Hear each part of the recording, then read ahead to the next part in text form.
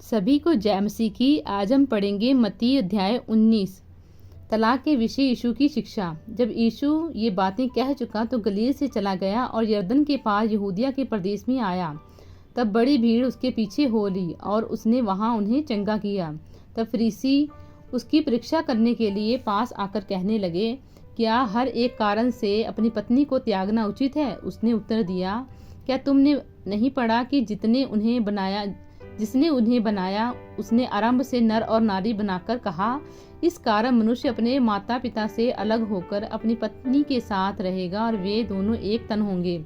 अतः अब दो नहीं परंतु एक तन है। इसलिए जिसे परमेश्वर ने जोड़ा है उसे मनुष्य अलग ना करे। क्यों? उन्होंने उससे कहा, फिर मूसा ने यह क्यों ठहराया कि त्याग पत्र देकर उसे छोड़ दे?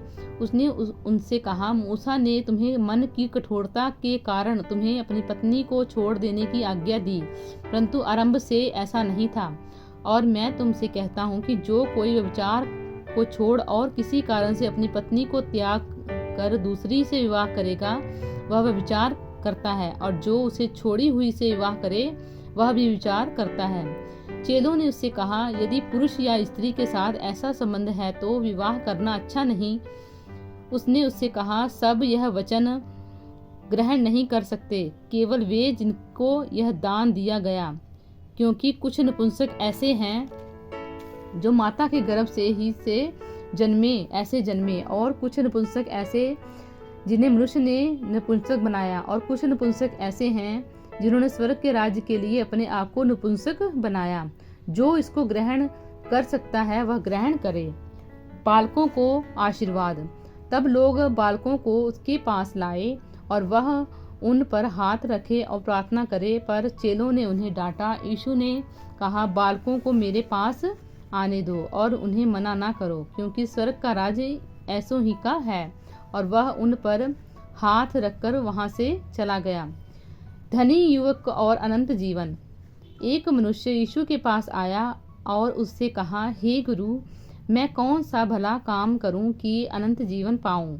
उसने उससे कहा, तू मुझसे भलाई के विषय में क्यों पूछता है? भला तो एक ही है, पर यदि तू जीवन में प्रवेश करना चाहता है तो आज्ञाओं को माना कर। उसने उससे कहा, कौन सी आज्ञाएं? यीशु ने कहा, यह कि हत्या न करना, व्यभिचार न करना, चोरी न करना, झूठी गवाही न देना, अपने पिता और अपनी माता का आदर करना, अपने पड़ोसी से अपने समान प्रेम रखना। जब जवान ने उससे कहा, इन सब को तो मैंने माना है, अब मुझ में किस बात की घटी है? यीशु ने उससे कहा, यदि तू सिद्ध होना चाहता है तो जा, अपना माल बेचकर कंगालों को दे और तुझे स्वर्ग में धन मिलेगा, और आकर मेरे पीछे हो ले। परंतु वह जवान यह बात सुन उदास होकर चला गया, क्योंकि वह बहुत धनी था। तब यीशु ने अपने चेलों से कहा, मैं तुमसे सच कहता हूँ कि धनवान का स्वर्ग के राज्य में प्रवेश करना कठिन है। तुमसे फिर कहता हूँ कि परमेश्वर के राज्य में धनवान के प्रवेश करने से ऊंट का सुई के नाके में से निकल जाना सहज है। यह सुनकर चेलों ने बहुत चकित होकर कहा, फिर किसका उद्धार हो सकता है? यीशु ने उनकी ओर देखकर कहा, मनुष्यों से तो यह नहीं हो सकता, परंतु परमेश्वर से सब कुछ हो सकता है। इस पर पतरस ने उससे कहा, देख, हम तो सब कुछ छोड़ के तेरे पीछे हो लिए हैं, तो हमें क्या मिलेगा? यीशु ने उनसे कहा, मैं तुमसे सच कहता हूँ कि नई सृष्टि में जब मनुष्य का पुत्र अपनी महिमा के सिंहासन पर बैठेगा, तो तुम भी जो मेरे पीछे हो लिए हो 12 सिंहासनों पर बैठकर इज़राइल के 12 गोत्रों का न्याय करोगे। और जिस किसी ने घरों या भाइयों का या बहनों या पिता या माता या बाल बच्चों या खेतों को मेरे नाम के लिए छोड़ दिया है, उसको 100 गुना मिलेगा और वह अनंत जीवन का अधिकारी होगा।